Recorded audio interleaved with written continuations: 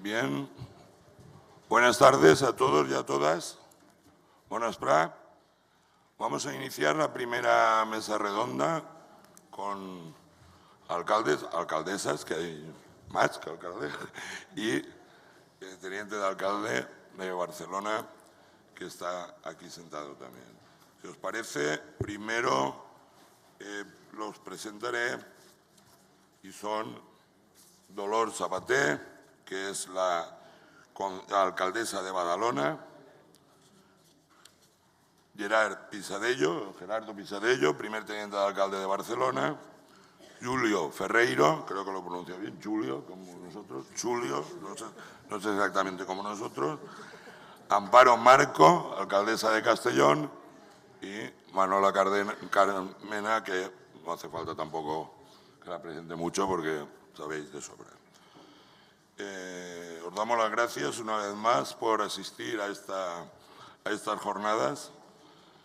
Yo, si me permiten y con su benevolencia, voy a decir, abusando de que ellos saben obviamente más que yo de esto, pero voy a decir algunas de las líneas en las que podría ir el debate. Luego, obviamente, dispondrán de su tiempo en torno a los 10 minutos para que sea ágil para decir sus aportaciones.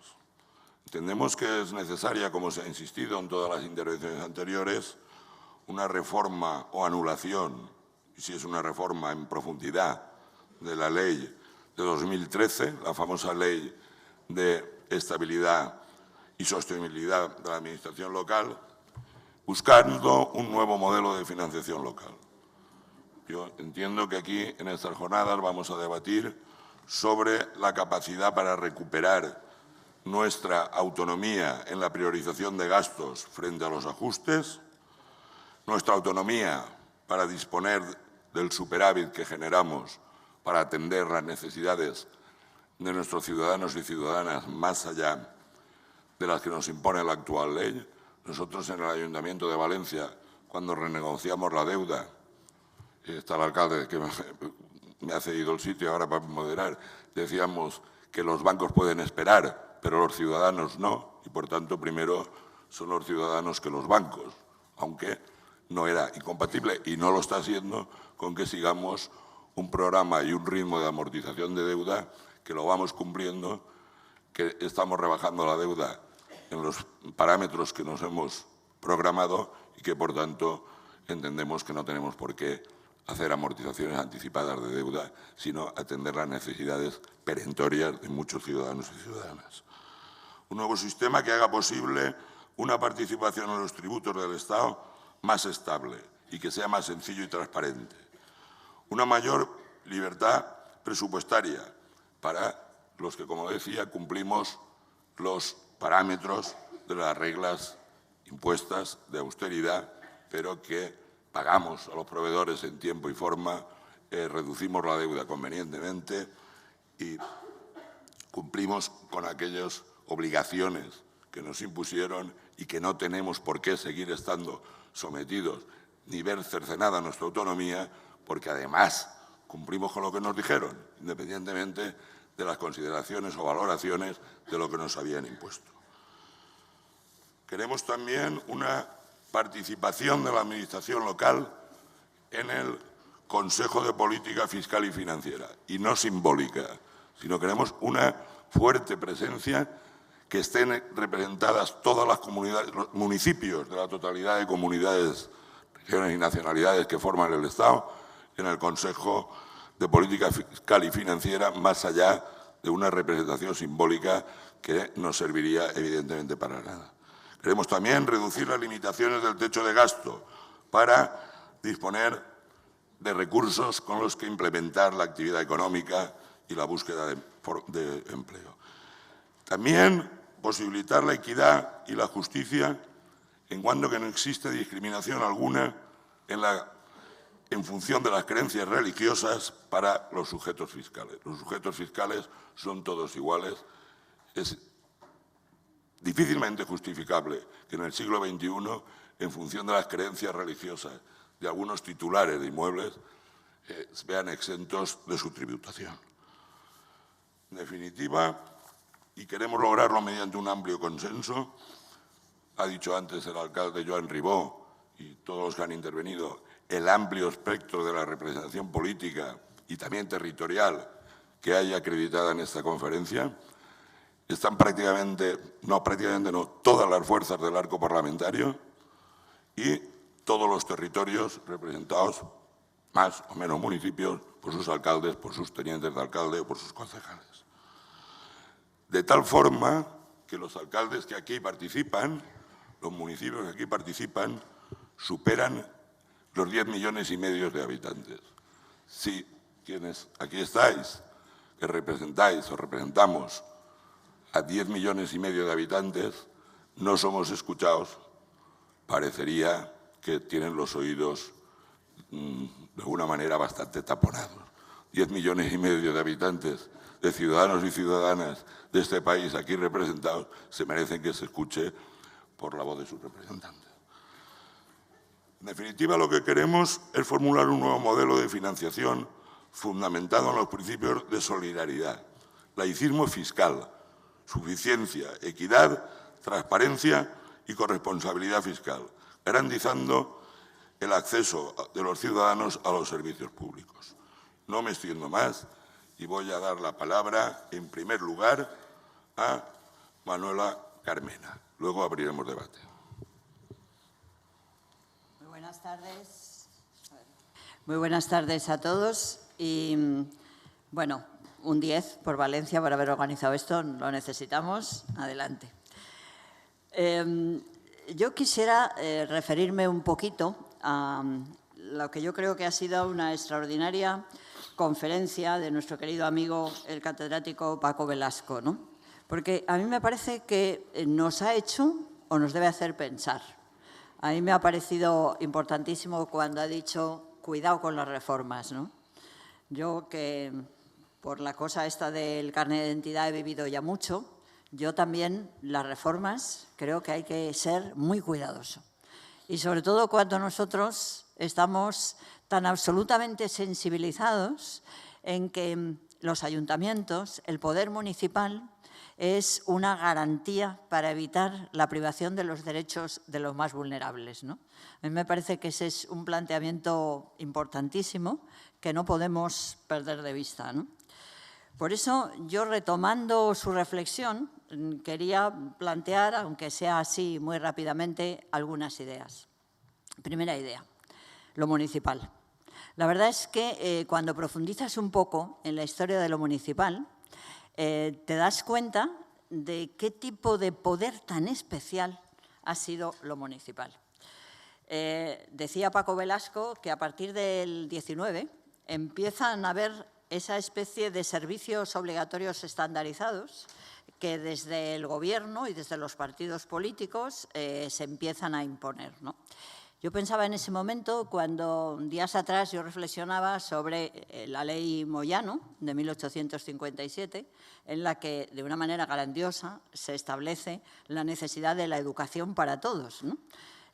A mí me gusta mucho recordar la historia, porque la historia a veces nos da unas bases muy profundas de optimismo. Es decir, si uno piensa cuál era la situación que había a principio del siglo XIX y la que hay ahora, si uno ve los índices de analfabetismo que había justo después de la Guerra Civil y los que tenemos ahora, uno empieza a pensar que estas cosas, estas determinadas leyes que han valido como para absolutamente blindar el retroceso, son absolutamente esenciales, ¿no? Claro, yo iba más allá y pensaba, bueno, ¿y antes del 19 qué? Yo estos días, el año pasado, Madrid celebró el centenario, el cuatricentenario, los 300 años del nacimiento de Carlos III. Y eso hizo que me diera una empollada de Carlos III tremenda. Hago un reto, me lo sé casi todo, ¿no? Y entonces, leyéndomelo, pues encontré una cosa muy bonita que es un diario de un alcalde de un barrio de Madrid, que es el barrio de Lavapiés. Entonces, ese diario, que es de aproximadamente del 1790, explica qué hacía un alcalde de barrio.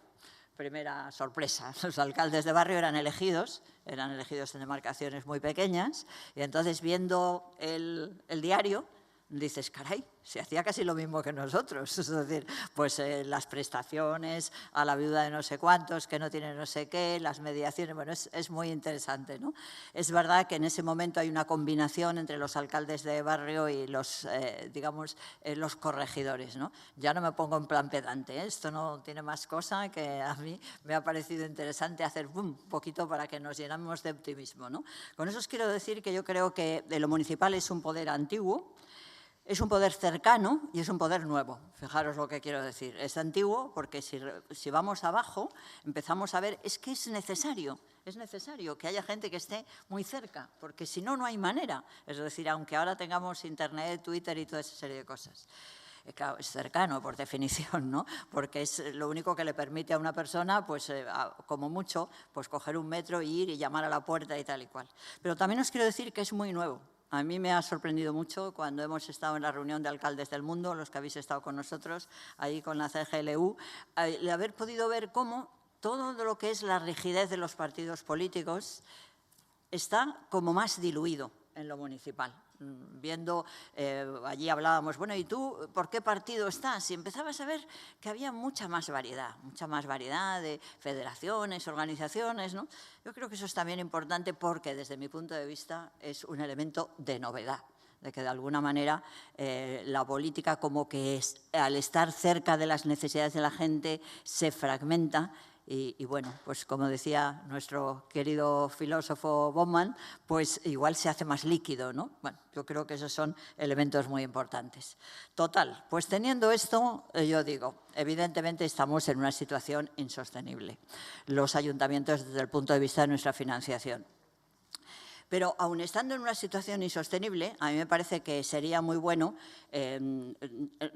declarar con mucha claridad lo que es insostenible por esa dichosa ley del 2013 de la sostenibilidad financiera y lo que es, sin embargo, o lo que es el modelo que tenemos y hacia dónde queremos cambiar nuestro modelo, ¿no? Yo, como no voy a estar de acuerdo, que es un disparate la ley de gasto, como no voy a decir, ya lo habéis dicho todos, y es que es verdad, es que es una cosa absolutamente absurda. Una cosa que se creó para evitar que una solución para cuando la gente tuviera retraso en las facturas, tuviera más deuda que la permitida, es absolutamente distinta a la situación en la que estamos la mayoría de nosotros. Ya sabéis, tengo ahí a mi compañero, querido compañero y concejal de Hacienda, Carlos, pues os lo dirá en las mesas que va a tener. Nosotros tenemos, en 2016, pues hemos tenido 1.000, ¿no? 1.000 millones de superávits, ¿no? Y bueno, pues naturalmente pues hicimos lo que procedía, pues intentar hacer la mayor parte de inversiones financieramente sostenibles, pero sabemos lo que ya todos sabéis, es decir, que en 8 meses no se pueden hacer todo un número de inversiones financieramente sostenibles, porque no da tiempo, porque no es imposible, ¿no? Entonces, todo eso pues genera una situación que es insostenible, ¿no? Bueno, luego volveré un poquitín rápido, no me quiero pasar demasiado, pero más importante que esto, me parece que reflexionemos sobre lo que es la autonomía municipal y el contenido que tiene la autonomía municipal, ¿no? A mí, en esa medida, me parece que yo opto totalmente por la autonomía, pero también, como decía muy bien Paco Velasco, por la corresponsabilidad fiscal. Y ahí es donde yo quiero insistir muchísimo, la corresponsabilidad fiscal. Yo he echado de menos hoy que cuando nos ha dado ese pequeño ráfaga de la sociología, es decir, de qué pasa cuando en los ayuntamientos subimos los impuestos, yo he echado de menos lo que pasa en las elecciones, es decir, lo que pasa cuando después esos gobiernos municipales vuelven a plantearse y si pierden o no pierden votos. Luego volveré a eso. Eso me parece interesante, pero muchísimo más interesante para mí es lo que pasa desde el punto de vista de los desarrollos económicos. A mí eso sí que me parece absolutamente trascendente y echo mucho de menos que no hagamos una verdadera sociología del efecto que significa el ejercicio de nuestra corresponsabilidad fiscal. Las experiencias que yo he tenido, y creo que lo comparto con todos mis compañeros, es que una subida del IBI, como hicimos nosotros a las grandes superficies, me parece que fue 2 puntos, no me acuerdo exactamente lo que fue, pero lo que subimos, no tenía realmente incidencia en el que hubiera una actitud de regresión desde el punto de vista del empresariado, ¿no?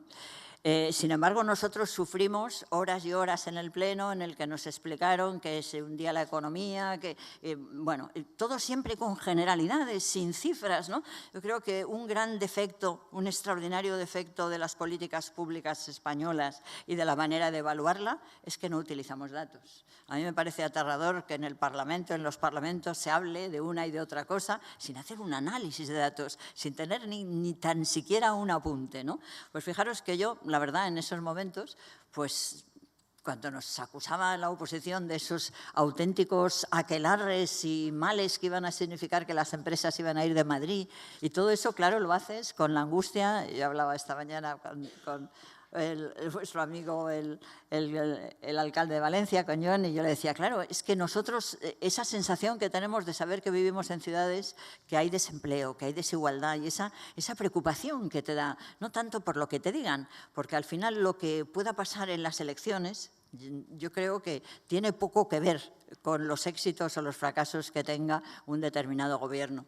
A mí me gustó mucho el otro día que tenía una reunión con alguien que estuvo en uno de los ministerios del último gobierno socialista, con un jefe de gabinete y con la ministra. Y hablaba con el jefe de gabinete y me decía, mira, el resultado, digamos, de los medios de comunicación que dieron sobre lo que habían sido nuestros éxitos no tenía nada que ver con lo que nosotros pensamos que hicimos bien o que hicimos bien. Lo que dijeron sobre los fracasos no tenía nada que ver sobre lo que hicimos mal. Entonces, yo creo que existe una deformación tan grande que lo que se hace bien o lo que se hace mal en un gobierno, los electores no lo perciben. Yo creo que los electores nunca votan por lo que se hace mal, lo que se hace bien, votan por otras muchas cosas que algún día estará bien analizar. Pero yo creo que porque es imposible hoy día, con la falta de vinculación, de transparencia que hay entre la política y los ciudadanos, que haya una decisión razonable sobre la valoración, a la evaluación correcta de un gobierno, ¿no? Dicho esto, pues preocupada yo por el hecho de si realmente esta subida podía, pues a grandes empresas que iban allí por el ayuntamiento, pues a las cosas, que si las licencias, a saludar, a lo que sea, a lo que van las empresas, ¿no? Pues yo se lo preguntaba y les decía, bueno, decidme de verdad, ¿esto os puede afectar? Bueno, a mí me sorprendió, no sé si es significativo o no, ojalá tuviera un estudio, no lo tengo, pero a mí me dijeron, no, mira, alcaldesa, a nosotros lo que nos hunde es que no nos dejes abrir en domingo. Ahora, si podemos abrir en domingo, adelante con subirnos el... Bueno, puede gustar más o menos. Bueno, esto yo creo que sí es necesario. Nosotros me parece que si optamos por una importante corresponsabilidad fiscal, tenemos que saber las consecuencias que tienen nuestros actos. Y no, ya os digo, exclusivamente por el tema de pensar qué va a pasar en las votaciones, porque de verdad creo que tienen muy poquísimo que ver con lo que verdaderamente se hace bien o mal. Tiene más que ver con lo que se vende, con la imagen que se transmite, a lo mejor con los gestos, la simpatía, los eslogan, yo qué sé, pero es bastante difícil en contextos grandes. Supongo que en municipios pequeños es mucho más fácil porque ahí sí que la evaluación puede ser más directa, ¿no? Por último, a mí me preocupa mucho, si vamos a cambios, el que nos desliguemos de los servicios obligatorios. Yo creo que los servicios obligatorios estandarizados no podemos renunciar a ellos. Nosotros tenemos, al contrario, que fomentarlos. Porque a mí me da terror que lo dejemos en manos de cualquier alcalde. Creo que hay que tener muchísimo cuidado, que esos servicios absolutamente mínimos, absolutamente imprescindibles, tienen que estar garantizados para todos, porque no confío en que el proceso electoral determine exactamente lo que debe ser una transposición entre los intereses de los votantes y el resultado de los mismos, ¿no? Me parece que tenemos que ser todos realistas. Cada vez entendemos menos por qué gente con muchos problemas de vulnerabilidad pues vota al señor Trump. Yo creo que esas grandes incógnitas en lo electoral nos tienen que hacer ser muy precavidos a las personas que somos profundamente demócratas y que hemos hecho una apuesta por conseguir una mayor justicia y una igualdad en la sociedad que vivimos para mantener esos mínimos, ¿no? Y de nuevo vuelvo a la historia. Yo pienso que cuando en el 1857 se exigió a todos los ayuntamientos que fueran los que mantuvieran las escuelas públicas para hacer posible que la enseñanza obligatoria era real, pues sí, quizás se comenzó un elemento, una manera de trabajar que a mí me parece que es buena. Yo, por tanto, creo que eso es así. 2. Vamos entonces a exigir por ley, como nos decía Paco Velasco, el que no por convenio, sino que las transferencias vayan en ley. Pues yo la verdad creo que aunque las transferencias estén en ley, vivimos un sistema en el que yo, por lo menos en la comunidad que a mí me corresponde, Madrid ya sabéis que tiene la ley de capitalidad y la particularidad además de que coincidimos en el mismo estructura física, comunidad y ayuntamiento. Pues la verdad es que nosotros, la Comunidad de Madrid nos debe una barbaridad de dinero y no nos lo paga. ¿Y qué hacemos? Vamos a los tribunales. Con eso quiero deciros que yo ahí me parece que no tiene arreglo el tema de la transferencia y que es muchísimo mejor que haya una verdadera corresponsabilidad fiscal y una verdadera autonomía. Porque creo que todo esto, además, estos elementos oscuros, poco claros, acaban siendo como un magna venenoso en el que se explotan los teatros de los partidos políticos, en los que no se busca más que diferenciarse unos de otros, donde se buscan los enfrentamientos y donde todo aquello acaba convirtiéndose en un elemento, y ahí ya voy a acabar, en donde lo que verdaderamente sucede es que puede discurrir extraordinariamente bien la ineficacia y la ineficiencia. Y en ese contexto de la ineficacia y la ineficiencia, queridos compañeros, que surge la corrupción. Vamos a ver, yo os digo, yo por ejemplo pienso del REMI. Nosotros el REMI lo gestionamos nosotros, pero después hay que enviárselo a la comunidad tal, y al final, tengo que decir, es la comunidad la que paga. Es decir, pero nosotros damos la cara, nosotros somos los que estamos dando la cara y los que vemos la gente que no llega a final de mes y nos desesperamos de que se tarde 5 meses, 6 meses, son cosas absolutamente escandalosas. Nosotros no podemos permitir eso. Es muchísimo mejor que nosotros seamos responsables de todo el proceso, ¿no? Y ahí, claro, hay que pensar, y os lo digo, que no podemos mirar para otro lado. Si nosotros vamos a la autonomía financiera, recordemos que la corrupción donde más ha pervivido cómoda, donde se ha sentido como en una burbuja de luz y aire extraordinario, ha sido en el poder municipal. No hay más que verlo, no hay que hacer más que una especie de pequeño resumen de todas las sentencias por corrupción que han salido y las que saldrán. Y si analizan ellas, y yo algunas las he leído y las he leído con muchísimo detalle, se ve que han podido discurrir, entre otras cosas, por la ineficiencia y la ineficacia de la gestión.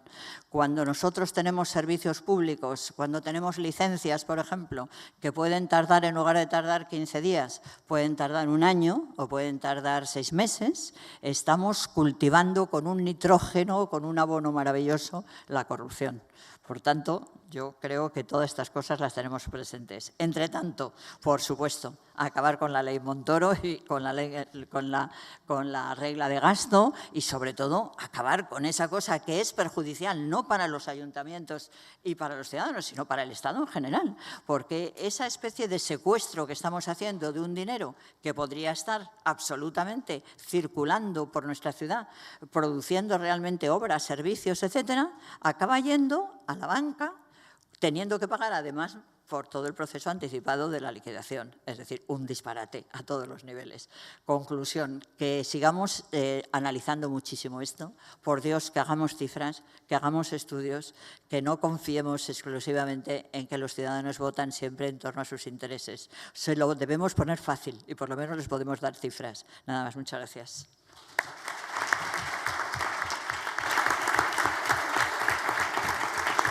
Buenas tardes.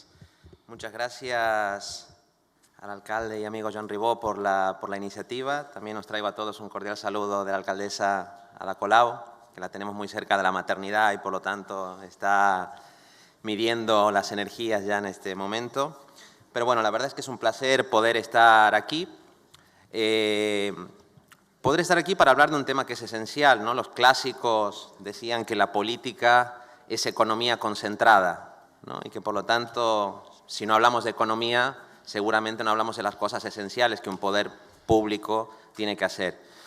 A mí me parece que esto es importante, Manuela Carmena lo recordaba ahora, porque cuando nos encontramos en foros internacionales, en CGLU, en Naciones Unidas, siempre se apela a la rigidez que los Estados o que la Unión Europea tienen en estos momentos frente a la flexibilidad que tendrían las ciudades, y se pone mucho énfasis en la centralidad que las ciudades tienen en el mundo contemporáneo. Pero esto muy a menudo se hace en un contexto donde se hace el elogio de las ciudades mientras se recortan las competencias y los recursos que las ciudades tienen, cosa que es muy sencilla, ¿no? Se las carga de responsabilidades, pero no se les reconocen ni los recursos ni las competencias para hacerlo, ¿no? Y por lo tanto a mí me parece que foros como este son enormemente importantes. Se hablaba de que hay que tener cuidado con las reformas y quizá uno aquí debería comenzar diciendo hay que tener cuidado con las contrarreformas, porque lo cierto es que venimos de unos años donde lo que se ha puesto en marcha es una auténtica contrarreforma que ha sido un golpe durísimo contra el municipalismo y contra el poder municipal, ¿no? Donde no solo no se han aprovechado todas las potencialidades que el marco constitucional vigente tiene para impulsar, ¿no?, el municipalismo y las competencias municipales, sino que prácticamente ese marco constitucional se ha roto y se ha vaciado de contenido, en buena medida, ¿no? Ha habido una operación deconstituyente como consecuencia de la crisis en muchos ámbitos que también ha afectado al ámbito municipal y al sentido de la autonomía municipal como tal, que ha quedado vaciada de contenido o está quedando vaciada de contenido en muchos aspectos, ¿no? Cualquier persona que se dedique a la gestión en primera línea municipal tiene pesadillas, una noche sí y otra también, con algunas piezas normativas que son las que determinan este vaciamiento, ¿no? La LARSAL, la Ley de Estabilidad Presupuestaria, ¿no?, la Ley de Presupuestos. O sea, hay piezas normativas, son 3 o 4 combinadas, ¿no?, que tienen un efecto allí que lo que nos impide como ayuntamientos, pues en algunos casos es destinar superávits millonarios a satisfacer necesidades sociales en lugar de que queden pues encerrados en un cajón o que vayan a pagar deuda a los bancos. Piezas normativas que nos impiden muchas veces contratar, por ejemplo, ¿no?, aumentar las plantillas municipales para poder ejecutar estas políticas porque simplemente no podemos hacerlo.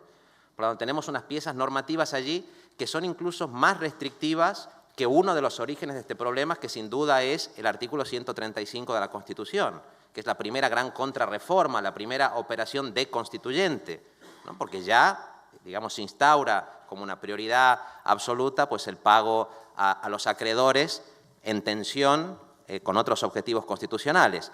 Y estas piezas normativas lo que han ido haciendo, pues en buena medida es, digamos, contribuyendo al adelgazamiento de la administración autonómica y también de la municipal, erosionando el papel del principio del Estado social en el ámbito municipal, recentralizando muchos elementos en un Estado central que tampoco realiza sus tareas sociales. Por el contrario, que impone una serie de tareas que contribuyen pues, a debilitar los servicios públicos, que facilitan la privatización. Algunos de los ayuntamientos que estamos intentando remunicipalizar algunos servicios básicos, ¿no?, como el agua, como la energía, remunicipalizar o municipalizar, pues nos encontramos con estas piezas normativas que no nos permiten hacerlo. Y estamos hablando de ayuntamientos que están haciendo políticas rigurosas, políticas solventes, que no están haciendo políticas de despilfarro, pero que lo que defendemos es que es perfectamente posible pues, hacer políticas que sean solventes, que sean rigurosas y al mismo tiempo que sean redistributivas y al mismo tiempo que sean progresivas. Y sin embargo tenemos allí una red normativa muy tupida, hecha de diferentes piezas, pues que nos impide hacer este tipo de cosas y que hacen que la ciudadanía no entienda efectivamente qué es lo que está pasando. ¿Cómo le explicamos al ciudadano que nos ve como el poder con pies, ¿no? Porque cuando uno va por la calle, el ciudadano a quien aborda es el responsable municipal, no aborda al miembro de la Comisión Europea, ¿no?, que está en Bruselas, es a nosotros. Y nos pregunta, ¿pero cómo es posible que en el ayuntamiento, y si nosotros comenzamos a explicarle que tenemos superávits millonarios, pero que no lo podemos gastar, porque tenemos que o pagarle a los bancos o dejar que eso se pudra en un cajón, pues ese ciudadano nos mira con una cara de perplejidad enorme y con muchísima razón, ¿no? Claro, ¿qué hacer frente a esto? Yo honestamente creo que aquí hay un problema de modelo y por eso digo que cuando se ha operado una ruptura del pacto constitucional desde arriba y en diferentes escalas, seguramente lo que hace falta aquí es un nuevo modelo. O sea, lo que hace falta aquí son nuevas iniciativas constituyentes seguramente, que hablen de una nueva descentralización, de cosas que no se han hecho en estos últimos 30 años y que seguramente deberían hacerse. Eso no es incompatible, naturalmente, en el mientras tanto, con plantear algunas iniciativas como las que, sin duda, estamos defendiendo aquí. Lo primero, seguramente, sería plantearnos qué es lo que queremos que los ayuntamientos hagan, qué deberían hacer los ayuntamientos, qué competencias queremos que tengan los ayuntamientos. Los ayuntamientos deberían garantizar sanidad, deberían garantizar educación, deberíamos tener más competencias en materia de vivienda. En Barcelona tenemos una auténtica catástrofe con la subida de los precios del alquiler, se está gestando una burbuja inmobiliaria seguramente más dura que la burbuja que tuvimos hace unos años. Y eso lo tenemos hoy. Y los ayuntamientos no siempre tenemos las herramientas para poder afrontar ese tipo de situación. Pues si es así, si los ayuntamientos tenemos que asumir elementos básicos del estado de bienestar, pues lo primero es tener instrumentos para poder efectivamente gestionar eso. Por ejemplo, elementos de gasto, ¿no? La media de gasto en los ayuntamientos actualmente en todo el Estado es del 13%. Claro, si uno se va a los países nórdicos, muchos de los cuales ni siquiera son federales, en Dinamarca, por ejemplo, pues el nivel de gasto en los ayuntamientos es el 52%. En algunos países europeos la media es del 36%. Estamos hablando, digamos, del 13%, ¿no? Y aquí, por lo tanto, hay que cambiar cosas. Lo mínimo sería lo que decíamos antes, lo de la regla de gasto. No porque no tenga que existir ningún tipo de control, pero la regla de gasto se ha mostrado que es una herramienta, tal como funciona ahora, de una enorme rigidez, totalmente excesiva y que penaliza, como digo, incluso ayuntamientos que quieren hacer políticas solventes, políticas rigurosas, pero políticas genuinamente redistributivas, ¿no? Y eso supone tocar el gasto y, como se decía también antes, supone pues, reconocer la autonomía en materia de ingreso, ¿no? Nosotros, por ejemplo, en el caso del Ayuntamiento de Barcelona, más del 50% de los ingresos que tenemos provienen de las transferencias del Estado, provienen de la PIE. Pero las transferencias del Estado son una auténtica caja negra que nos impide tan solo, ¿no?, ni siquiera poder prever, digamos, cuál va a ser esa transferencia, porque ni siquiera sabemos exactamente cómo se calcula. Bueno, lo mínimo, que deje de ser una caja negra, que tengamos elementos claros para saber cuál va a ser efectivamente esa transferencia. Que las comunidades autónomas también nos hagan esa transferencia, porque el problema del centralismo y de la erosión del poder municipal no es solo una cuestión del Estado central, también es una cuestión de las propias comunidades autónomas en muchos casos. En Cataluña hemos vivido décadas de un poder autonómico que ha sido profundamente antimunicipalista. Y eso también es una cosa, digamos, que tiene que cambiarse y que seguramente supondría pues, la existencia de transferencias, ¿no?, tanto del Estado como de las comunidades autónomas, pues que sean incondicionadas y que le otorguen a los ayuntamientos un margen de autonomía pues, para poder hacer esas políticas de equidad, esas políticas redistributivas, ¿no? Y evidentemente aquí hay un campo importante para avanzar. Yo antes he hablado de una iniciativa constituyente, pero aquí podríamos modificar leyes existentes en el marco actual pues para cosas que aquí ya se han comentado y ya se han dicho, ¿no? Que Francisco Velasco lo comentaba con mucha brillantez. Bueno, simplemente la mayor participación en algunos impuestos, en el IRPF, en el IVA, que los ayuntamientos hoy no tenemos. No solo una participación, la posibilidad de poder incidir en los tipos también. O sea, mayor autonomía también para poder decidir en el ámbito de esos, más potestad normativa en esos impuestos, ¿no? Yo me encuentro en el día a día con muchas cuestiones que la ciudadanía intuye que podríamos hacer y que no se hacen bien porque no tenemos la competencia municipal, bien porque hay una legislación estatal que nos controla, ¿no? Por ejemplo, el famoso tema del IBI a los pisos vacíos. Bueno, aquí hay una ley estatal que prevé esa posibilidad, pero el reglamento no está. Bueno, me imagino yo que se podrá plantear, no sé, un contencioso administrativo, algo para exigirle pues, que haya un desarrollo reglamentario de esa ley, ¿no? Porque la ley está, pero falta el reglamento. En otros casos, aquí se está discutiendo la cuestión de una fiscalidad laica. Evidentemente, los ayuntamientos no queremos que se nos imponga a quién tenemos que bonificar. En el Ayuntamiento de Barcelona hay una confesión religiosa concreta, en un Estado que debería ser aconfesional, que tiene bonificaciones del orden de los 12 millones de euros. 12 millones de euros es mucho dinero y seguramente es una cantidad discriminatoria. Pero también queremos poder utilizar las bonificaciones, ¿no?, con otras. Por ejemplo, ¿por qué no podemos los ayuntamientos bonificar a los arrendatarios de vivienda? No ya a los propietarios, a los arrendatarios. ¿Por qué no podemos bonificar a las familias monomarentales? ¿Por qué no podemos hacerlo? Si hay un campo allí donde la autonomía efectivamente podría crecer, ¿no? Por lo tanto, nosotros en Barcelona nos gusta hablar de soberanía municipal. Yo soy de formación profesor de Derecho Constitucional. Siempre que lo digo aparece alguien que me dice, parece mentira, que no sepa que no hay soberanía municipal, que es autonomía. Pero claro, nuestra idea es que el pacto debe rehacerse. Y como la autonomía municipal se ha vaciado de contenido, ese pacto seguramente para rehacerse de manera democrática debe rehacerse de abajo hacia arriba.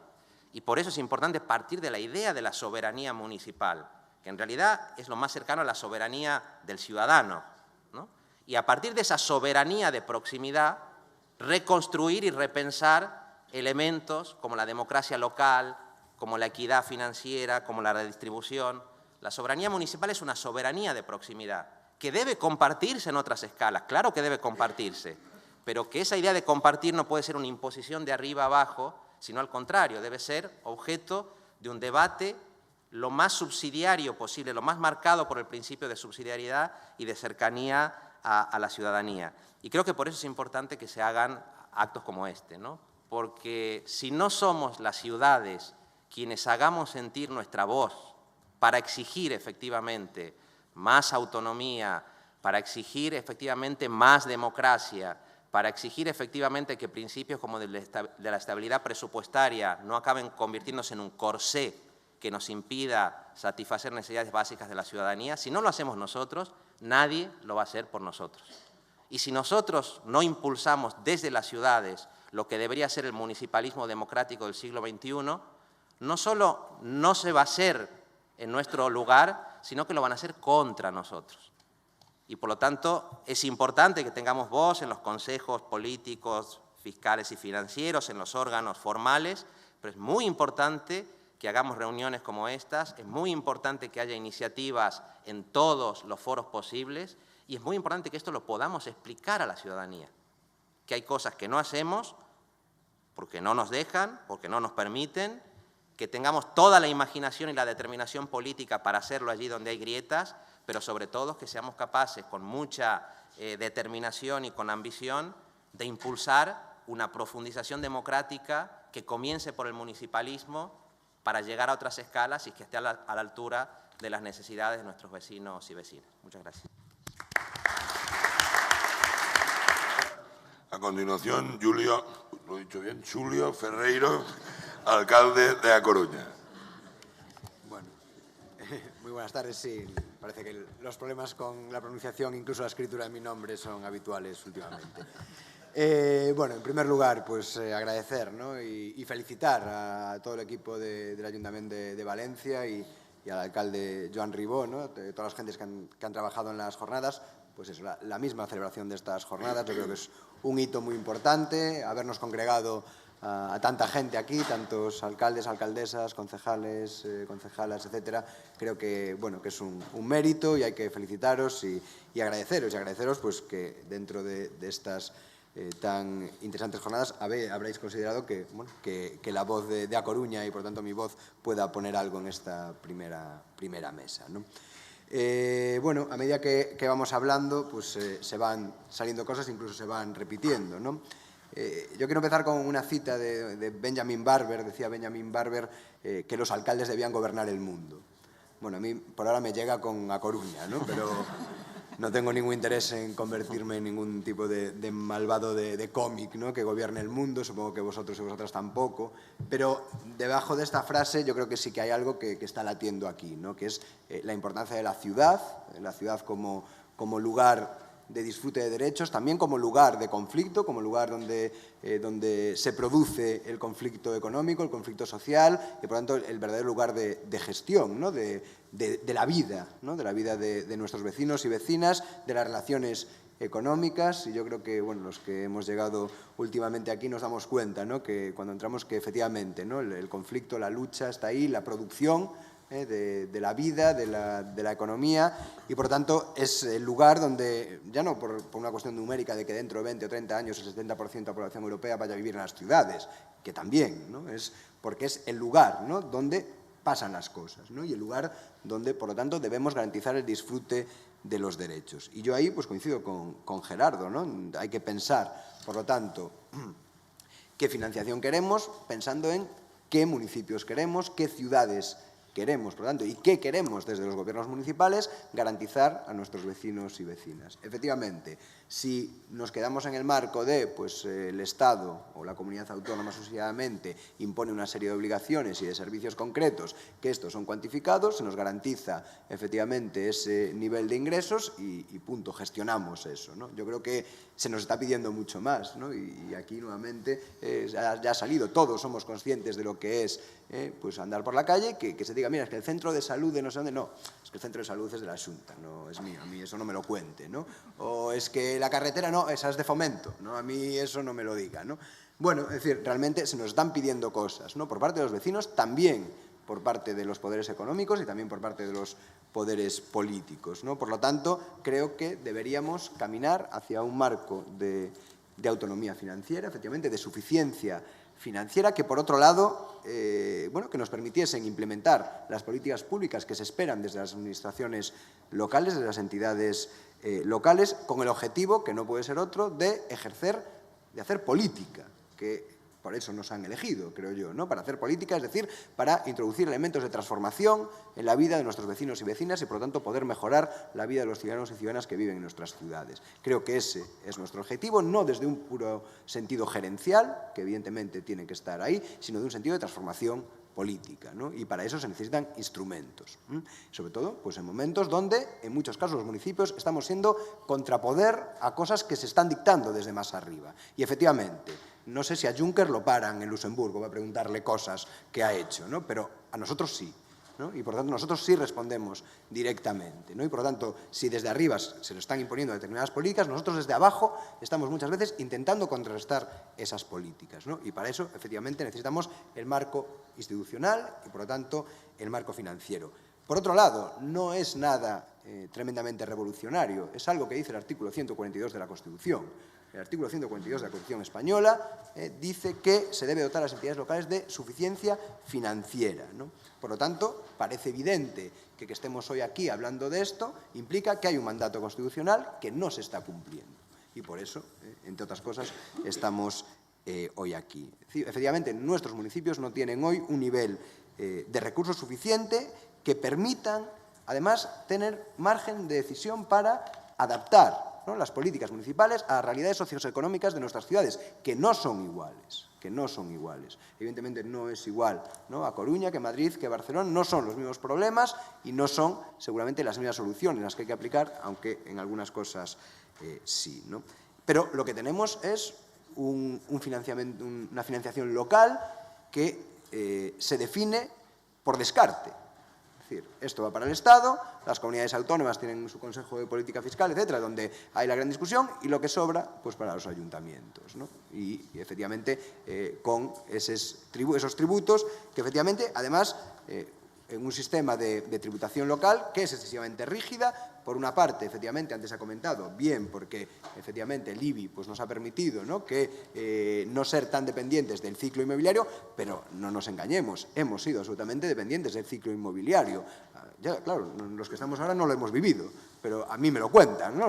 No, es que antes aquí, bueno, atábamos los perros con longanizas, es decir, era, venga licencias, venga ICIOs, y eso suponía efectivamente una expansión, ¿no?, en el gasto, que efectivamente, y concuerdo con lo que se ha dicho en la ponencia anterior, que ha generado, ¿no?, necesidades, ha generado gasto corriente, ¿no?, porque se abren centros cívicos, se abren escuelas infantiles, se abren museos, y después hay que gestionar esos museos, dotarlos, porque el edificio se hace, pero después, ¿verdad?, los servicios hay que mantenerlos, ¿no? Y, evidentemente, si después el gasto corriente está muy inflado en los presupuestos municipales, pues nos dirán que no hacemos inversión, que esto es gasto corriente, etcétera, etcétera. Por lo tanto, realmente necesitamos, ¿no?, necesitamos una un sistema de financiación y sobre todo un sistema tributario que nos permita, repito, garantizar, ¿no?, esa capacidad de soberanía local, y yo ahí también, pese a ser profesor de Derecho también,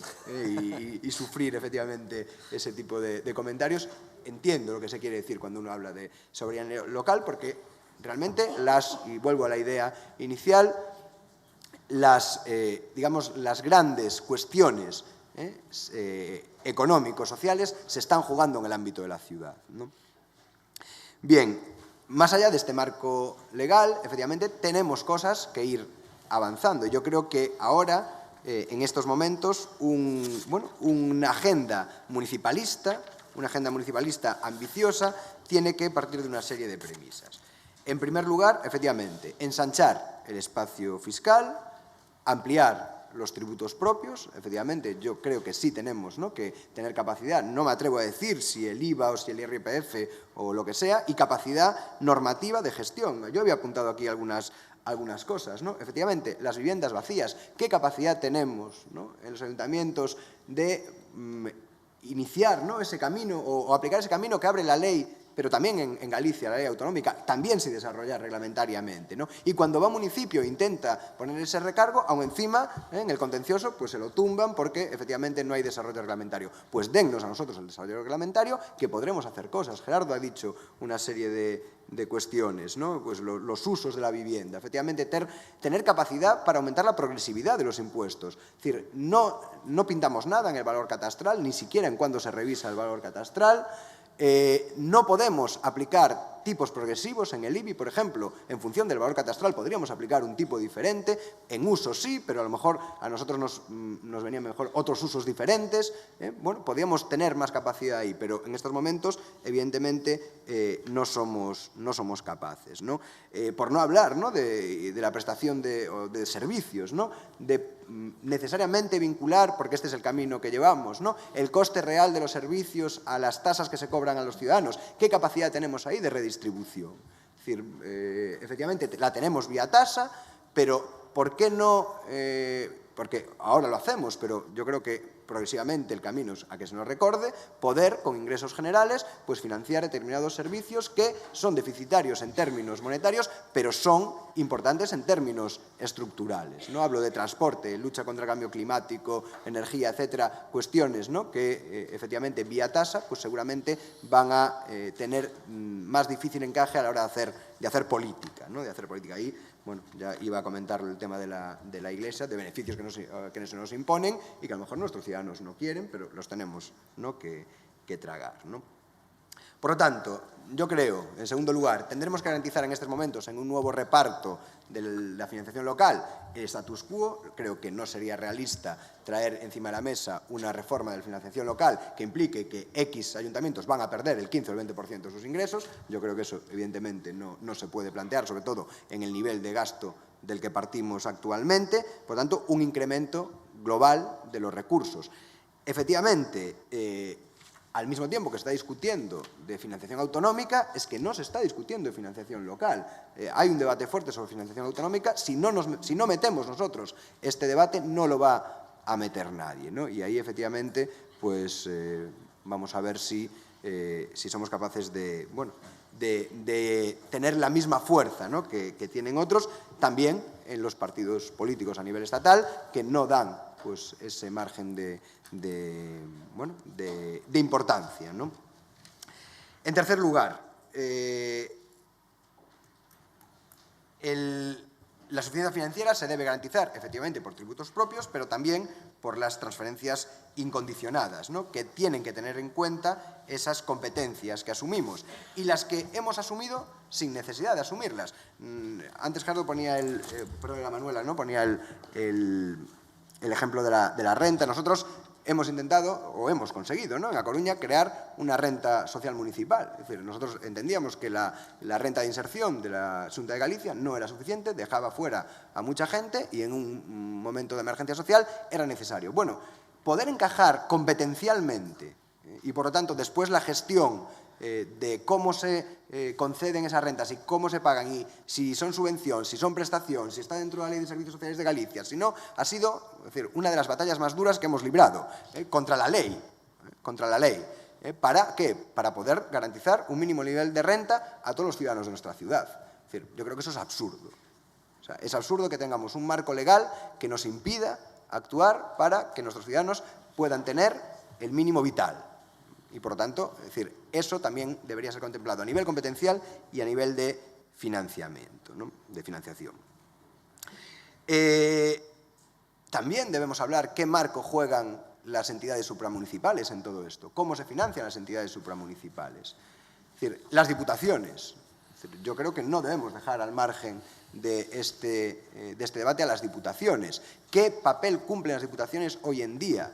Bueno, la experiencia de qué papel han cumplido en determinados momentos es bastante desoladora. Por lo menos en Galicia creo que no es muy diferente en otros muchos sitios, ¿no? Desde luego, ¿en qué favorecen a las grandes y medianas ciudades las diputaciones? En bastante poco.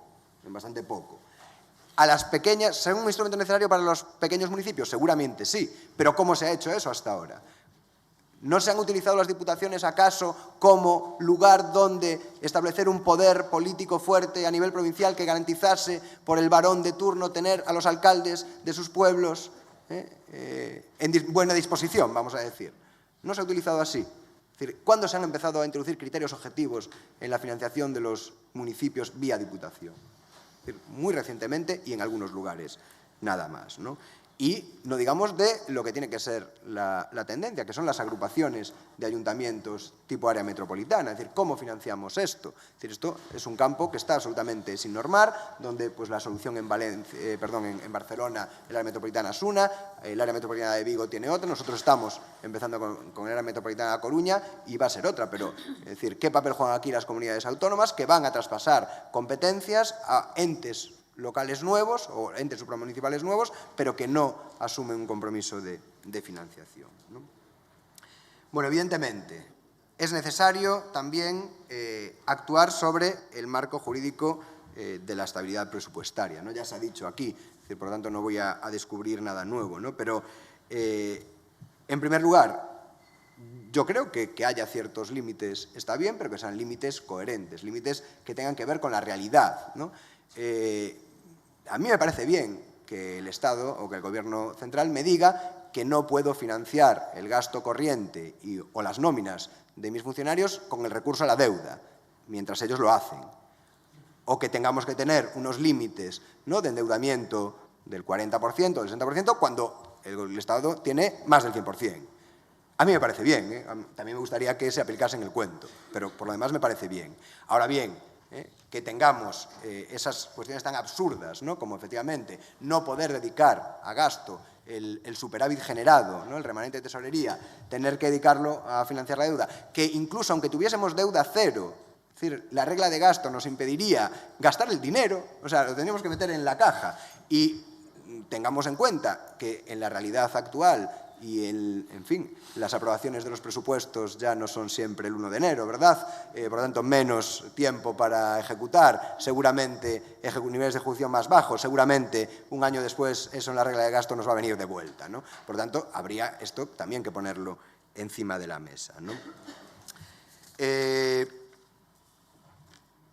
Bueno, efectivamente, todo esto tiene que llevar a que poco a poco nos dejen ser mayores de edad. Creo que los municipios estamos siendo responsables, por lo tanto, habrá que terminar con un marco donde estamos absolutamente intervenidos y tutelados por la Administración General del Estado y, en menor medida, por las comunidades autónomas, ¿no? Es decir, que no tengamos la capacidad, incluso dentro de las reglas actuales, para decidir si queremos utilizar el dinero que tenemos para contratar a una empresa o para generar 10 plazas de funcionario, sinceramente es tratarnos como entidades que no sabemos hacer las cosas o que no estamos legitimados democráticamente por los votos de nuestros ciudadanos, ¿no? Por lo tanto, la eliminación de la tasa de reposición yo creo que es una exigencia para ya, o sea, para estos presupuestos generales del Estado. Yo creo que ningún partido político debería apoyar los presupuestos generales del Estado si no se elimina la tasa de reposición para las entidades locales, es decir, por lo menos.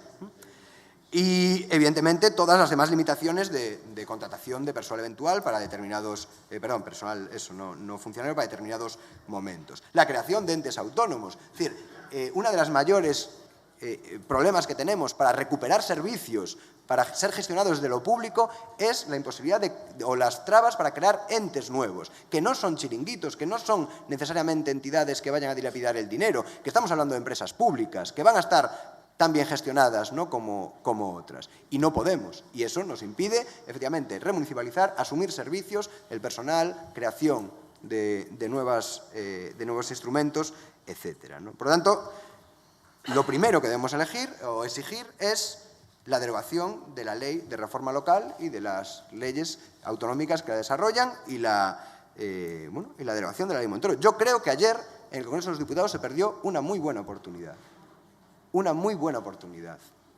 de derogar la ley Montoro, de darnos aire a los ayuntamientos.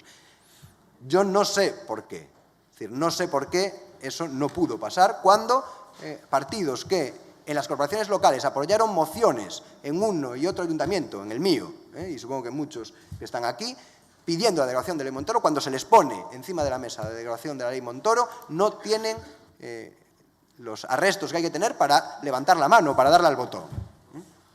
No lo entiendo. No entiendo por qué nuevamente a los municipios y a los alcaldes y alcaldesas de esos partidos se nos coloca en la situación de tener que mirar cómo intereses diferentes, que no son desde luego los nuestros, se ponen encima de la mesa antes que los intereses de los alcaldes y alcaldesas que pertenecemos o que pertenecéis a esos partidos, ¿no? Yo, sinceramente, no entiendo. El otro día, en una mesa con el alcalde de Ourense, el alcalde de Ourense es del Partido Popular, decía exactamente lo mismo que estoy diciendo yo ahora en cuanto a la regla de gasto, en cuanto a la tasa de reposición, todo. O sea, no es que no se den cuenta, no es que no estén de acuerdo. Por tanto, yo creo que el municipalismo tiene que tener esa voz más fuerte, ¿no? Termino ya. Entendemos que el sistema de financiación debería basarse en estas premisas, ¿no? En premisas que sean justas, que esté un sistema de financiación que sea adecuado al papel legal y al papel más allá de lo legal que asumimos desde hace mucho tiempo los ayuntamientos, porque, a fin de cuentas, no nos estamos jugando ni nuestras gestiones, ni siquiera nuestros votos. Lo que estamos jugando es darles derechos a nuestros ciudadanos y ciudadanas. Muchas gracias.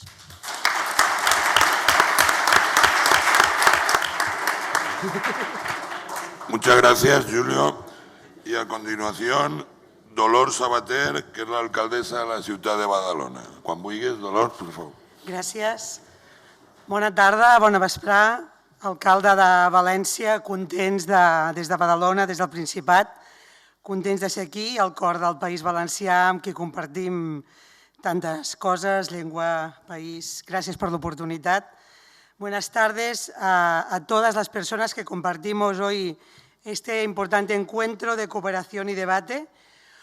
Un debate para forzar cambios que tenemos la responsabilidad de empujar porque son de forma radical, porque la situación es realmente insostenible y si no lo hacemos nosotros, como ya hemos dicho aquí, no lo hará nadie. La calle ha entrado a las instituciones y esto es para cambiar profundamente este orden de cosas que nos impide realmente llevar a cabo las políticas públicas que ponen los derechos de las personas en primer plano de la política y para cambiar este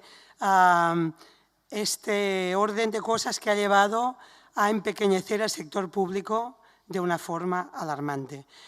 Se han dicho ya muchísimas cosas a las que no repetiré. Hay las cosas en las que ya estoy absolutamente de acuerdo, pues no voy a repetirlas, pero sí me gustaría hacer hincapié en el marco, en algunas cosas, en el marco del contexto del que estamos hablando. Se ha dicho esta alerta sobre las reformas, este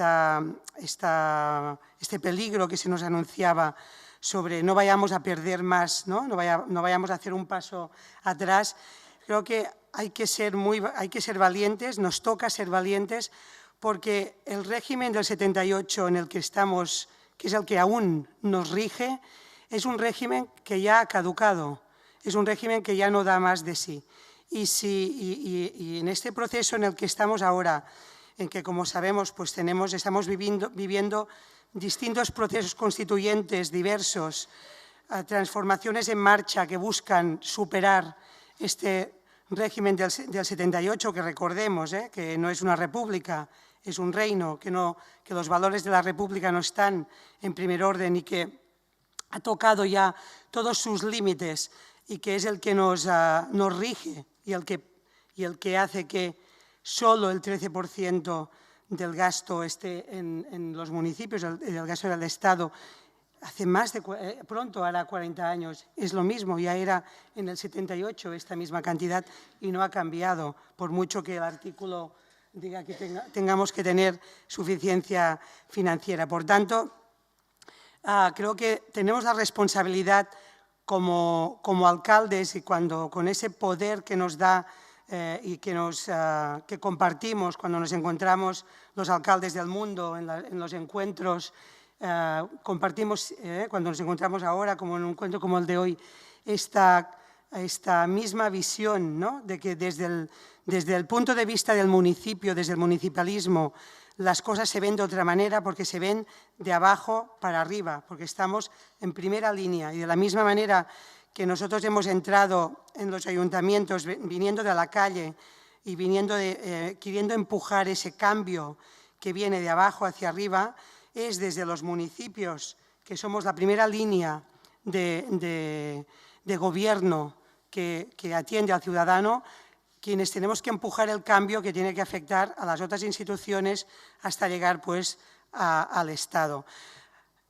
Sea cual sea el resultado, cual sea el marco que nos dejen estos procesos constituyentes en marcha, estas transformaciones que se están viviendo empujadas, ¿no?, desde movimientos como el 15M o el movimiento soberanista de Cataluña, que son las calles tomadas por la población que pasa por delante de los políticos y que son quienes marcan realmente la agenda, sea cual sea el marco que nos deje, hay algo ineludible, que es que el municipalismo tiene que ser el eje central de la organización política y tiene que cambiar radicalmente esa capacidad de tener soberanía. Porque yo creo que sí, que estamos hablando de soberanía, porque no podemos separar el debate de lo económico, el debate de la financiación, del debate de la toma de decisiones respecto a cualquier tema. Como ya se han dicho muchos, quiero añadir el de ser ciudades acogedoras con los refugiados, por ejemplo, ¿no? Ayer nos encontrábamos un montón de alcaldes en Cataluña que estamos preparados para acoger, para ser ciudades refugio, pero que si el Estado no cumple con su obligación de facilitar esta entrada de personas al Estado, nosotros nos quedamos con las ganas y con la preparación, pero no podemos hacer esta acogida, ¿no? Por tanto, esta soberanía tiene que ser completa y solo nombrar, ya se ha hecho, pero creo que tanto como la Ley de Estabilidad Presupuestaria y Sostenibilidad Financiera del 2012, que nos impide poder ejecutar las políticas públicas que tenemos el propósito de hacer, tanto como ella está la Ley de Racionalización y Sostenibilidad de la Administración Local, ¿no?, la ARSAL, que ya se han dado ejemplos, ¿no?, pero que nos tiene absolutamente ahogados a la hora de tomar decisiones y de realmente poder desarrollar estas políticas. Por tanto, creo que sí que debemos reivindicar y ejercer esta valentía para superar este régimen constitucional y realmente conseguir cambiar profundamente, radicalmente, esta visión, imponiendo, ¿no?, emanando pues, una visión republicana con los valores republicanos y con la descentralización como herramienta de cambio en profundidad. Fijaros que hay unas consecuencias que recibimos en el día a día de las políticas que gestionamos, que derivan de las decisiones económicas que toma el Estado, que son directamente, sobre las que no podemos hacer nada, como esta deuda de los bancos que ya no vamos a cobrar, ¿no? Ese rescate bancario que ya jamás parece ser, se les va a pedir que devuelvan. Es un dinero público que nosotros no podemos gestionar, pero es que además los bancos tienen los pisos vacíos y nosotros no podemos obligarlos a que sean usados por nuestros ciudadanos. Es decir, que lo que tenemos que reivindicar como soberanía económica no es solo lo que tenemos que gestionar directamente desde los municipios, sino también desde una visión global de las decisiones que toma el Estado, cómo afectan al día a día de la ciudadanía. Y lo recordábamos ahora con las personas de aquí, ¿no? Los alcaldes del País Valencià, pues esta subida enorme de la factura de la electricidad tiene que ver directamente con el escándalo de la inversión, del fracaso por el Castor, ¿no? Por Castor, y esto nosotros desde el municipio solo vemos la herida profunda que esto que repercute en la desigualdad de nuestros vecinos y vecinas, y no podemos hacer nada, no podemos impedir que ese trato de beneficios a las eléctricas, ese trato de privatización continua, esa línea que empequeñece el sector público y que quiere privatizar las políticas que deberían ser públicas, pues nosotros no tenemos esa capacidad de frenarlo. Por tanto, la primera parte el primer mensaje para mí es valentía y vayamos a por todas en esta superación del marco constitucional. La segunda idea, que ya también ha sido muy anunciada, sí que quería, con la mirada de Badalona, ¿no? Como municipio, es un municipio metropolitano que no es capital, que vive a la sombra de la capital y que eso le confiere una situación muy distinta a la capitalidad de muchas ciudades. En Badalona coincidió la puesta en marcha de estas leyes del Partido Popular con la alcaldía tomada por el Partido Popular, y esto tuvo unas consecuencias devastadoras. Por tanto, me sumo aquí a la preocupación que anunciaba Manuela, en el sentido de cómo podemos proteger unos mínimos de los servicios, de lo que hay que hacer desde el municipio, porque no sea que cuando aparezca según qué alcalde nos vaya a devastar las políticas públicas, nos vaya a frenar a muchísimos de los servicios y de los programas imprescindibles para luchar contra la pobreza y por la cohesión social. Por tanto, creo que esta protección hay que buscarla también a la hora que digamos cuáles son los servicios obligatorios que deben hacer los municipios. No olvidemos también que esta misma idea del actual Estado, del actual gobierno del Estado, nos repercute también en todas estas decisiones del Tribunal Constitucional que, al menos en Cataluña, nos están afectando de una manera brutal, porque teníamos, de las pocas herramientas que tenemos los municipios para hacer frente a la protección y la vulnerabilidad de nuestros vecinos, al menos en Cataluña últimamente, muchísimas de las leyes que nos ayudaban a hacer frente, pues desaparecen porque el Tribunal Constitucional se las carga. Y entonces, por ejemplo, estoy hablando de la 24/2015, que era una ley que habían impulsado por iniciativa legislativa popular las entidades de lucha contra los desahucios y de lucha contra la pobreza energética, entidades del tercer sector que lograron que se hiciera una ley, que se aprobara una ley en el Parlament, y que esta ley realmente pues, era una herramienta muy útil, y sin embargo el Estado pues, se la declaró inconstitucional y nos dejó sin ella. Ahora se ha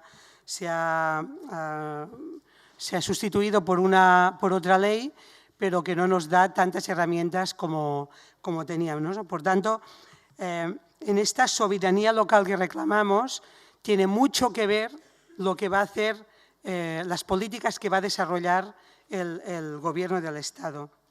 En tercer lugar, me gustaría poner encima de la mesa, se ha nombrado de una forma por encima un poco, la ha puesto encima de la mesa la primera conferencia cuando hablaba de una cierta competencia entre municipios. Lo decía ahora Julio al hablar de las estructuras supramunicipales. A mí me parece muy interesante dejar sobre la mesa este debate de hasta dónde la soberanía municipal que reivindicamos tiene que cederse en algunos momentos por el bien común de esta visión más conjunta de zonas metropolitanas, de zonas o de varios municipios que cooperan en lugar de competir. La cooperación municipal entre municipios que compartimos fronteras. Nosotros en català decimos que de las fronteras queremos hacer frontisas, de las fronteras fem frontisas, de las fronteras queremos hacer bisagras, ¿no? Espacios realmente de no vivir de espaldas entre municipios que a lo mejor compartimos una misma calle en la que una acera pertenece a un municipio y la otra pertenece a otro, y nos parece que también tiene que ser elemento de debate el hecho de que por unos metros las relaciones, la fiscalidad, las obligaciones fiscales de los vecinos y las contraprestaciones del municipio puedan ser tan distintas, ¿no? Por tanto, este límite entre la soberanía local y esta importancia en colaborar, y pongo un ejemplo también de Badalona, ¿no? De nuestro municipio, que dentro del área metropolitana de la ciudad de Barcelona pertenece a la zona del Besòs, del río, del Eix Besòs que nombramos, en la que se concentra mucha más desigualdad económica que en el eje del Llobregat, que es el río del sur, ¿no? Entonces, este desequilibrio a la hora de barajar cómo se reparten las desigualdades en la zona metropolitana, tiene que estar o no sujeto a una planificación conjunta. Se tienen que tomar decisiones supramunicipales que afecten a la planificación de recursos, de potencialidades. Esto resta soberanía municipal, no la resta. Por tanto, me parece que es también un debate que quisiera poner encima de la mesa junto a todo lo que ya han puesto mis precedentes en la intervención. Ahora tiene la palabra la alcaldesa de Castellón. Tiene la palabra la alcaldesa de Castellón, que le agradecemos especialmente que haya venido, porque tiene una importante lesión, pero como es mujer, pues ha podido venir. Yo igual no hubiera podido venir, pero ya se sabe. Ha venido además con mucho gusto y además es que es amiga. No puedo evitar. Tiene la palabra la alcaldesa de Castellón. Bueno, buenas tardes a alcaldes y alcaldesas, amigos y amigas, y gracias Ramón. Bueno, esto es un amigo, ya Ramón lo conocía de hace tiempo. Y bueno, estoy aquí encantada por muchos motivos, ¿no? En primer lugar, porque me invitó personalmente Joan Ribó, alcalde de Valencia, con el que me une una estrecha y larga amistad desde hace mucho tiempo, y además, puedo decirlo bien orgullosa, ha sido mi maestro en las Cortes Valencianas en parlamentarismo valenciano. Creo que es el mejor parlamentario que ha habido en las Cortes Valencianas en la historia. Por lo tanto, ¿cómo decirle que no, verdad, a una persona que ha sido tu maestra, ¿no? O tu maestro en las Cortes? Y en segundo lugar, por el tema que estamos tratando. Es importantísimo estar aquí, ahora que se está abriendo, ¿no?, todo el debate, y tanto estamos escuchando sobre el debate de la financiación de las autonomías, y sin embargo, ¿no?, los municipios, ¿no?, los que estamos prestando en primera línea los servicios, y los que escuchamos a los ciudadanos y ciudadanas en primera línea, resulta que esa segunda descentralización parece que nunca llega, ¿no? Es decir, que nuestra voz nunca se escucha. Por lo tanto, gracias Joan, por convocar estas jornadas para que se escuche la voz de los alcaldes y alcaldesas de toda España. Es cierto, cuando vas por la calle te para el ciudadano o la ciudadana. Cuando abres tu despacho y escuchas a tus vecinos y tus vecinas, te piden de todo, te piden lo que necesitan, te piden un empleo y no es tu competencia. Te piden una vivienda y no es tu competencia. Te piden una plaza de colegio y a lo mejor tampoco es tu competencia porque el colegio está como está. Es decir, te piden una serie de competencias o las infraestructuras y no puedes decir que son de Fomento, o el tram y dices que es de la Consellería porque son de tu ciudad. Por lo tanto, los primeros en dar la cara, los primeros en dar los servicios somos los alcaldes, las alcaldesas, los concejales y las concejales en primera línea. Y no sirven, los ciudadanos no entienden de competencias, entienden de soluciones. Tienen un problema y quieren que les des una solución y para eso nos eligen a los políticos, para dar soluciones. ¿Y qué ocurre cuando vas a dar la solución? Pues que te encuentras, como decían, ¿no?, los compañeros de mesa antes, con un encorsetamiento, ¿no?, de la ley, te encuentras con un montón de problemas, falta de financiación, no puedes aumentar la deuda, resulta que no quieres subir la presión fiscal, cuando quieres remodelar todo lo que tienes, ¿no?, las herramientas de presión fiscal, ¿no?, o de recaudación fiscal, resulta que es que te imponen a quién le tienes que hacer una bonificación, dónde tienes que subir, dónde tienes que bajar y al final, ¿qué haces? No tienes transferencias del Estado, no le puedes decir a la autonomía que te dé porque tampoco tiene para darte y al final, ¿qué hemos hecho en Castellón? Fondos europeos. No hay otra solución. Si queremos transformar algo la ciudad de Castellón, nosotros nos hemos ido a buscar fondos europeos y en concreto EDUSI para poder cambiar el modelo de la ciudad de Castellón. No teníamos nada más. Por lo tanto, lo que hay que hacer es no solamente ir a buscar lo que en la estructura que tenemos, lo que hay fuera, sino vamos a atajar el problema desde aquí, desde donde nosotros necesitamos. Y es fundamental lo que antes han dicho mis compañeros de mesa, es una reforma fiscal. Cuidado, sí, pero hay que ser valientes. Hay que ser valientes y empezarla ya. Pedir que se empiece ya. No es posible que no podamos tener modelos para que esa presión fiscal pueda ser más progresiva, que paguen más los que más tienen y que paguen menos los que menos tienen. No es posible que no podamos incrementar el IBI a viviendas vacías. No es posible que no podamos tener determinados elementos de presión fiscal para recaudar y tener esa autonomía financiera que establece la Constitución y que tan necesaria es. Por lo tanto, abrir ese debate es importante y necesario y con valentía e incluso hablar de otros impuestos. ¿Por qué no participar? ¿No? También se ha dicho el impuesto del IRPF o en el impuesto de sociedades. ¿Por qué no? Podemos hablar de abrir todo ese debate sobre lo que es la fiscalidad. En segundo lugar, todo el tema de definir claramente lo que son las aportaciones o las transferencias por parte de otras administraciones públicas. Por ejemplo, las transferencias del Estado deberían de ser de un 30% a las administraciones públicas. En el caso de Castellón, 17%, 20%. Pues a lo mejor deberíamos de plantear el aumento de las transferencias del Estado hacia los ayuntamientos y también de las comunidades autónomas. De las comunidades autónomas, tener claro qué transferencias vienen a los ayuntamientos. En el caso de Castellón, hasta ahora nosotros no teníamos ninguna transferencia de las comunidades autónomas. Cuando yo entré de alcaldesa, una deuda de la Generalitat Valenciana con la ciudad de Castellón de 8,8 millones de euros. En estos momentos están 16.000 euros, afortunadamente.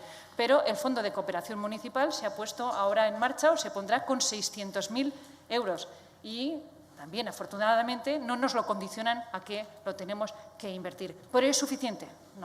No es suficiente para poder tener esa autonomía financiera que necesitamos los ayuntamientos para hacer las políticas que creemos mejor para dar solución a los problemas de nuestros vecinos y nuestras vecinas. También hablar de que cuando nos pasan unas competencias, pues que nos pasen la competencia, pero que también nos transfieran el dinero para poder gestionar esas competencias, porque es muy fácil al hermano menor traspasarle la competencia, pero no traspasarle los fondos para gestionar esas competencias. También se ha comentado, y eso es algo que cada partido político tiene su idea y la verdad es que es un debate, ¿no?, que se ha abierto en varias ocasiones, pero no se acaba tampoco de cerrar, y es el tema de las diputaciones. Esos organismos supramunicipales que tienen que tener sus funciones y aquello de una administración, una competencia no está mal, pero tengamos claro cuáles son las competencias de cada una de las administraciones. Lo ha dicho también el alcalde de La Coruña, no es posible que las diputaciones sean un contrapeso a los ayuntamientos cuando el signo político es distinto. Es que no tiene absolutamente ningún sentido. Tiene que haber cooperación. No es posible que el 90% de los ingresos de las diputaciones vienen de transferencias del Estado, por lo tanto vienen del IRPF, y en los ayuntamientos, por ejemplo, en la provincia de Castellón, los ayuntamientos de más de 20.000 habitantes, que son los que inyectan esos ingresos a las diputaciones, nos quedemos fuera de las inversiones de la Diputación. Eso no tiene absolutamente ningún sentido. O que, por ejemplo, la colaboración entre la Diputación de Castellón y el Ayuntamiento de Castellón sea de 160.000 euros, que es los escoltas del presidente de la Diputación. Y no hay nada más, ninguna otra colaboración. Y cuando vas a pedir colaboración para hacer alguna cuestión, resulta que hay un contrapoder de 4 millones de euros para hacer políticas de cultura u otras políticas en la ciudad. Es decir, las diputaciones no pueden ser en ningún caso un contrapoder a los ayuntamientos, sino que tienen que colaborar y, sobre todo, en aquellos que son más pequeños y que cuesta más prestar algunos servicios, o en aquello que o un paraguas para municipios más, para cuando cubramos a 2 o 3 municipios, pero no pueden ser nunca un contrapoder. Otros aspectos que también se han tratado en la mesa, y rápidamente, y es importante también, es todo el tema de las inversiones financieramente sostenibles, es decir, que el superávit tenga que ir destinado a una serie de inversiones o a amortizar deuda o a inversiones. Al final lo que hace es estresar la casa. En el Ayuntamiento de Castellón hemos tenido 61 proyectos de inversión, con lo cual hemos tenido a todos los funcionarios estresados y, sin embargo, no podíamos destinar el superávit presupuestario a políticas sociales con la necesidad que tenemos en estos momentos de tener cobertura social y que nadie se quede desamparado por la administración más cercana, que son los ayuntamientos. Otro tema que también se ha tratado es el tema de la tasa de reposición, es decir, que solamente podamos sacar en los funcionarios que se jubilan, lo cual lo que hace es estrangular el funcionamiento de la propia casa, tampoco tiene absolutamente ningún sentido. Es cierto que hay que ser corresponsables. Es cierto que hay que ser responsables de la gestión que hacemos, pero también es cierto que tenemos que ser solidarios. Los municipios, bueno, en esta mesa son municipios mucho más grandes que el de Castellón, pero sí que tenemos que tener también en cuenta lo que es la distribución territorial de la población y otros municipios. Por ejemplo, en la provincia de Castellón son unos 500.000 habitantes, el 33% de la población vive en la capital. Y lo que tenemos que hacer desde los municipios grandes es, igual que prestamos, ser generosos y solidarios con aquellos municipios más pequeños. Y, por lo tanto, las reformas de financiación tienen que también tener ese mínimo de tener unos servicios, pero también ser solidarios con los que son más pequeños, porque también es importante la solidaridad. Y lo dejaría aquí porque creo que es más importante el debate, es más importante las preguntas, y simplemente volver a agradecer a Joan el que haya convocado esta jornada importantísima para reivindicar algo tan importante para los alcaldes y alcaldesas, que es hacer que nuestros ciudadanos sean un poquito más felices cada día. Nada más y muchas gracias. Gracias, Embar. Gracias. Tenemos tiempo suficiente para hacer un turno. Los y las ponentes se han comportado exquisitamente con los tiempos y nos va a dar tiempo por lo menos a 3 o 4 preguntas. Brevedad, por favor, en la exposición para que se puedan contestar, y os ruego que digáis el nombre y la ciudad porque obviamente no os conozco más que algunos. Palabras.